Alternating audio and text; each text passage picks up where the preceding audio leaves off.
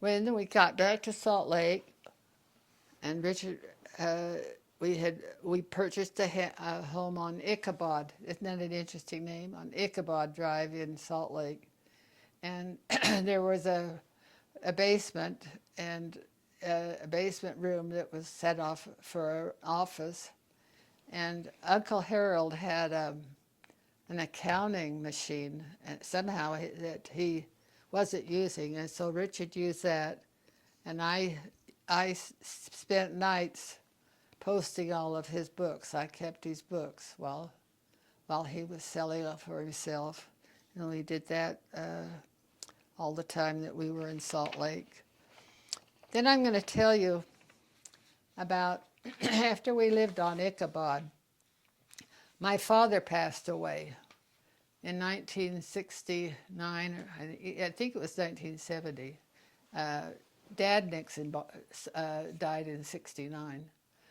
And in 1970, we had my mother come to live with us. She, instead of staying in the mountains, in Santa Cruz Mountains, she wanted to come back to Utah. She'd always wanted to come back to Utah. And so we took her in and gave her a bedroom. But we were thinking of remodeling this home on Ichabod.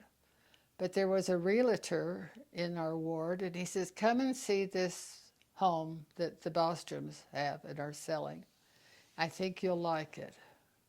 Well, it was a little bit more than we thought we could afford, but we went over and saw it and fell in love with it, and we were able to give Mother a really nice room, bring her things in, her bedroom set from California and all that, and so we decided to buy the home on Waimea, and I kept the books down in the basement, in the recreational room. Richard at the same time was helping Uncle Harold with Jacob Blake with the books and things, and they were getting a new ice machine and fountain and all that. So Richard bought this fountain and ice machine from Uncle Harold, and we put that downstairs so the kids could have root beer anytime they wanted. They thought that, and the neighborhood kids thought that was pretty nice.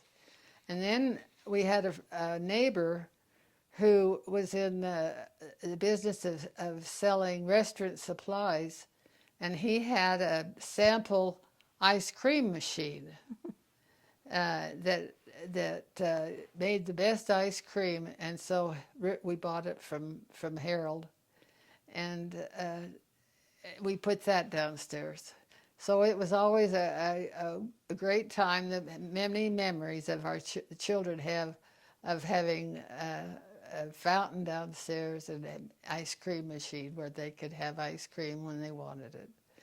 And Richard was pretty, like I said, visionary. He had a lot of good ideas, and we did well. And then while we were in Salt Lake, of course he had business in Ogden, and as we were coming back from Ogden, often there was a place that had cider.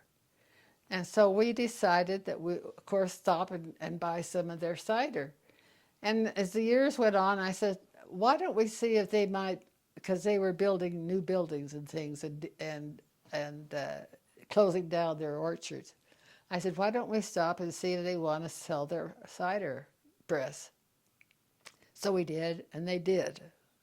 So here we come home with a cider press in this upscale neighborhood, and Richard would go down to Salem or wherever, and where the apples are here in the valley, and he'd come home with this huge box, not small boxes, but it was the huge picking boxes. So he had to buy a truck in order to put this box on, and it must have held 10 or 12, 20 bushels of apples, And so we began to press cider in Salt Lake. And, and besides that, he had honeybees. We had a lady that had some property, and so he had honeybees over on her property. And I decided that we needed to have a farm, especially he went one day and picked out some chickens, little baby chickens, and they were free.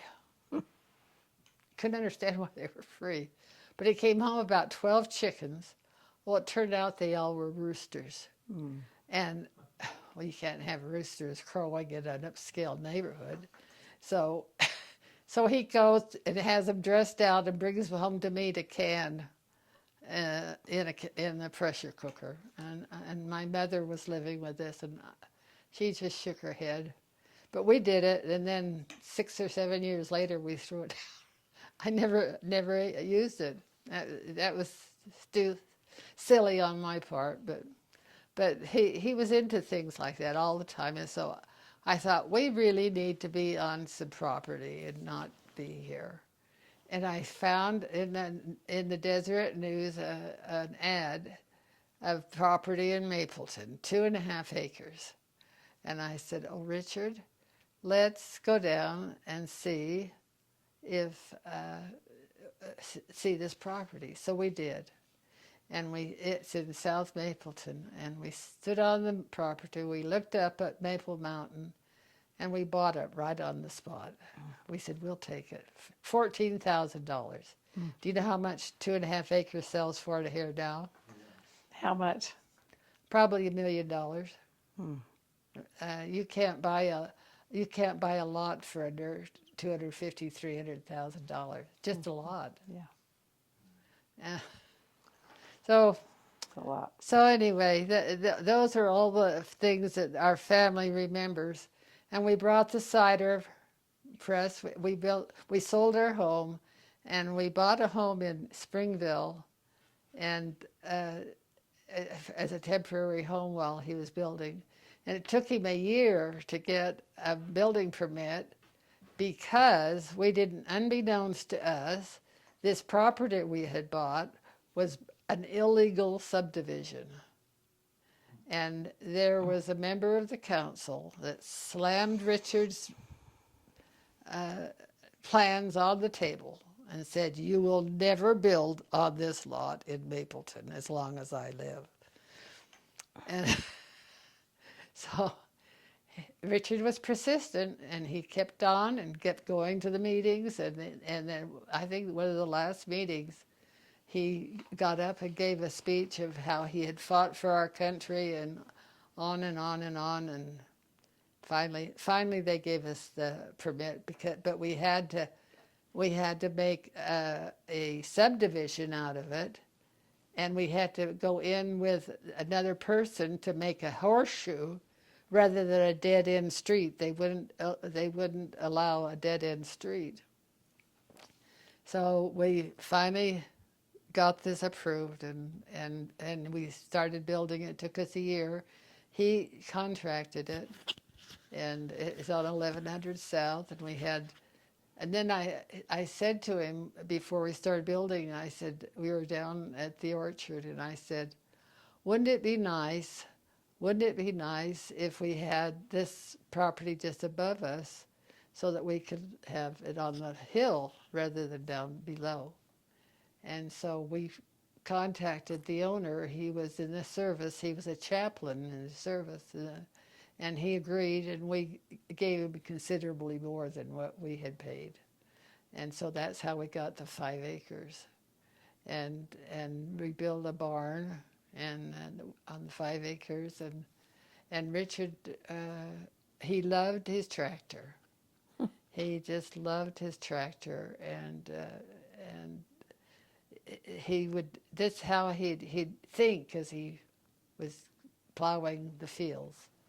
And it was interesting to see how much he loved. He was a farmer at heart. Here he was a city boy, but think of all the things he's done. When we press cider from our apple trees, I would put up what I would do is you brought the cider up to a certain temperature, 165 degrees, and you would leave it there for 10 minutes. Then you'd skim the foam off, and then I would put it in hot gallon jars, glass jars, and I would do close to 100 of those every year. And we would have all the cider we needed to drink for the family. So You'd seal them? they'd be sealed. And they'd seal That's by amazing. doing it that way with the hot jars and the hot caps. And we never lost any. None of it went hard. So That's so awesome. those are years that have many memories to me.